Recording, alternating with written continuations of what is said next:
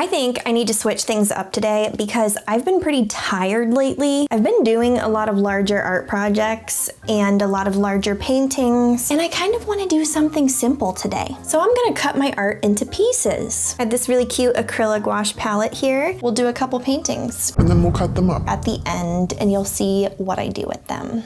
I know it's going to irk some people that I am planning on cutting all this artwork up that we're making in this video today.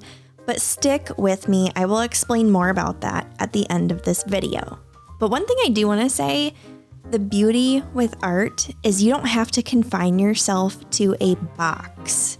So keep that in mind as I paint this. This is actually something that was super, super liberating for me to know that I'm gonna put all this love, all this heart into this artwork, and then later we're gonna cut it up. But let's talk about this first painting. So my comfort item to paint is florals, and I wanted to challenge myself to do some wildflower fields this month without looking at reference photos. I've painted a lot of them in the past, and I thought, you know what, let's just start with that. I know it's comforting, I know this is a familiar thing, so it's gonna loosen me up for the stuff that's coming next.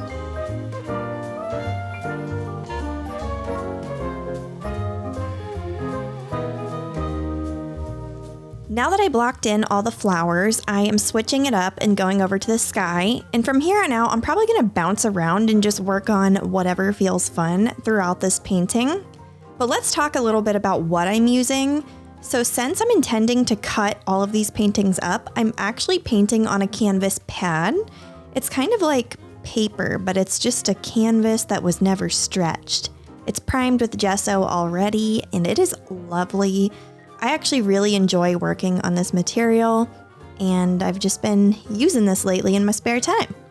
I'm also using Holbein acrylic gouache. I feel like it's been a while since I've used this art supply, and I have been missing it. So we're diving in with those paints and having a good time. I'm using my cute little aesthetic palette and enjoying the moment. I can link everything I'm using down below if you're curious too.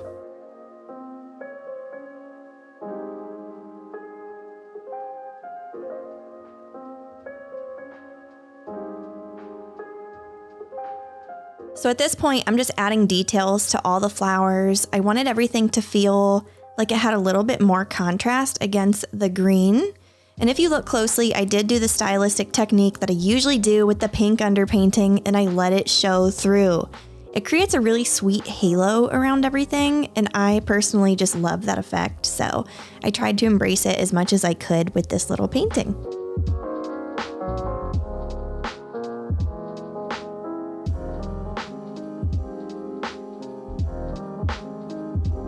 So there's that one, it's finished. I'm gonna set it aside, let it dry a little longer, and we're gonna start the next one. Again, I'm going in with a bright colored underpainting. We're gonna let this dry and paint over top. So I'm gonna change up the style quite a bit for this one. I was feeling funky and brave. And when I started this project, I knew I wanted to do a painting like this one. But honestly, I was kind of scared because I didn't know how it would turn out. So first, I'm just laying down a checkerboard pattern, and it's about to get bizarre. Wait until you see what happens next. So I'm doing a bunch of lines and turning these into kind of like palm leaves, I guess you would say. They were kind of inspired by Survivor because people use them as like roofs and stuff in Survivor. I feel like I have referenced Survivor so much in my videos lately. I guess you folks probably know one of my favorite shows.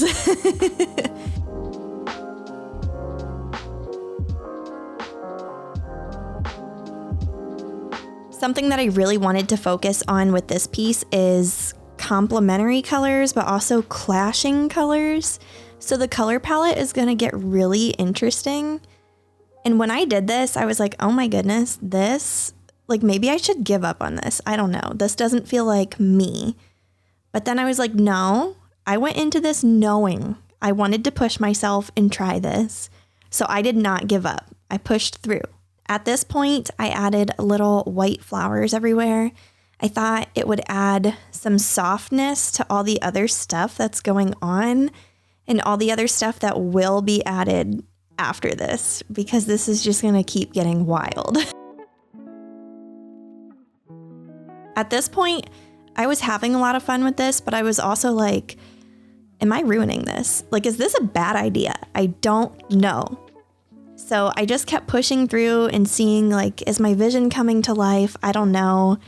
And then I started adding these darker Monstera leaf things throughout, and I gained a little bit more confidence with my vision with this pattern.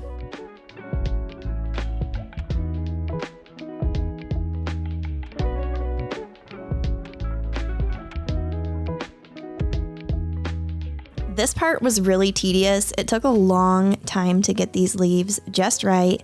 Plus there were little like fenestrations or holes in the leaves, and it took a really long time to map all of those out. But I think it was worth the time that went into it. So you can see here, now I'm adding these like purple starbursts or sunbursts, whatever. And I felt like it really started coming together. And then these little sprinkles. I watched SpongeBob as a kid, so part of that was maybe inspired by SpongeBob. Let's move on to something softer. If you know me, you know I love strawberries. I have a little strawberry patch in my backyard that my kids and I just love every single year. And with spring coming and like cottagecore being a big thing right now, I wanted to embrace that, but with intentional simplicity. I've been practicing a lot of patterns lately, so yeah, I'm going to try to do a strawberry cottagecore gingham pattern. As simple as this looks, I want you to know ahead of time, this was probably one of the most time-consuming paintings of this video. Just getting all these squares that overlap to be darker and everything, and yeah, getting everything how I wanted it. It actually took a lot more time than it looks.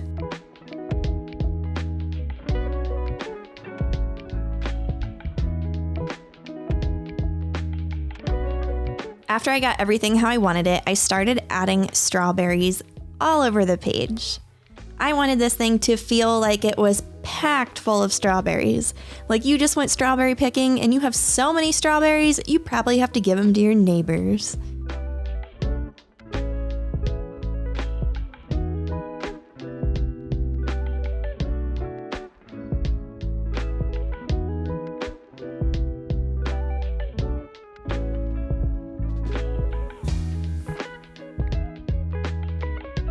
In all seriousness though, this whole art project had its intended effect. Doing smaller paintings like this with less pressure and less expectations really made me feel creatively recharged again. So I hope that's encouraging for you. Like if you're somebody who always does things a certain way, or maybe you just finished a large art project and you need a creative breather, highly recommend just switching it up and doing something different. Like what I'm doing, you do not necessarily have to do this, but just do something different that you've always wanted to do. This is something I have been dying to do, and I'm so glad I did it. I'm also really glad I cut this up. You'll see later where this is going, but enough hinting, we're getting closer.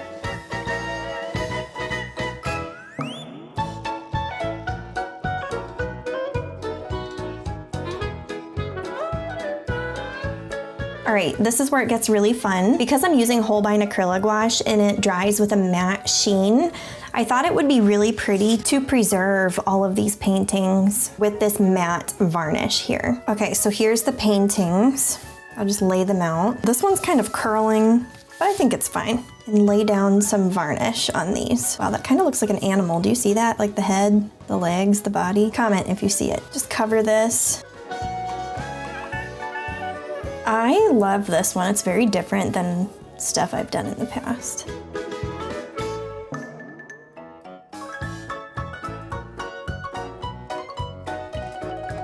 Okay, so if you've watched to this point, you might be wondering, okay, what are you doing cutting your paintings up? So I want to talk about that, and I wanted to wait until this point of the video because I feel like it makes more sense to explain the why behind it, like right before we do it. I normally do a lot of larger paintings. That's probably where my heart is as an artist. Here are two of my newer pieces. I just finished those. They're oil paintings, and I pour so much love into those. They take forever to make.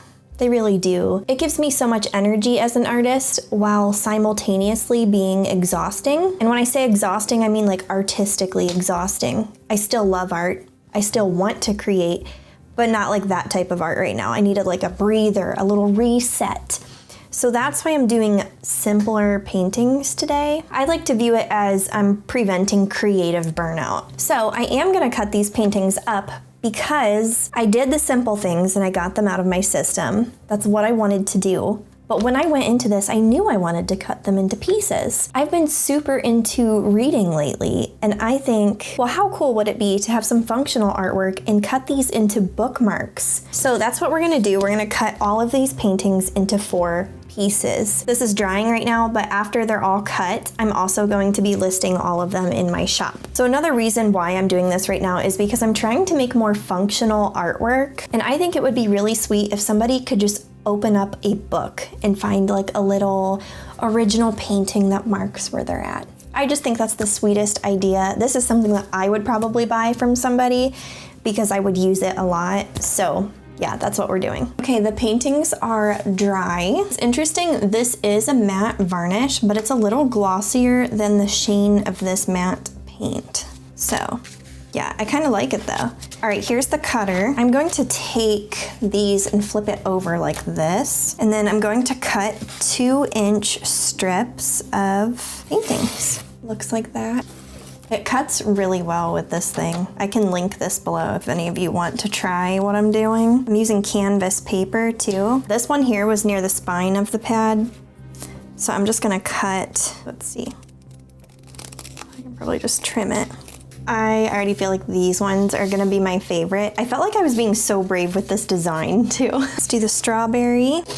Oh, that is adorable. If you order these from my shop, the sizes vary like ever so slightly, just want you to know, but they're approximately 2 by 6 inches, give or take. Super cute. I really like the idea of doing these too because it's a super durable bookmark. Like you can't just rip it and they bend. It's just so nice and flexible. Super into this right now. I don't even know if this is a thing anywhere, but I am making it a thing, so sure. It seriously feels so recharging doing something simple for this week's video because I feel like I've done a lot of larger art projects lately. This is just nice. Now I'm going to sign them all.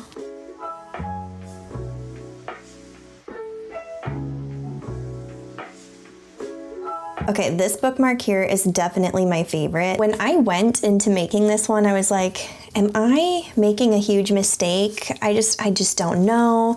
But I was like, no, this is what I have in my mind. I want to be brave. I want to get this out of my system. So I just kept going with it, and I'm really glad that I did. In this one, I just thought it was fun. I'm really excited for my strawberries to start growing in my garden. Anyway, thank you so much for hanging out, doing these bookmarks with me. If you want any of the bookmarks that I painted in this video, you can get them at mirabyler.com. I will say I trialed this recently and they sold out in minutes, so I don't really know what that means for this video, but if you do want one, yeah, I just will leave you with that. If you want to help out my videos because my channel has been struggling, feel free to hit that like button and drop a comment down below. It helps out way more than you think. Have a beautiful day. Bye.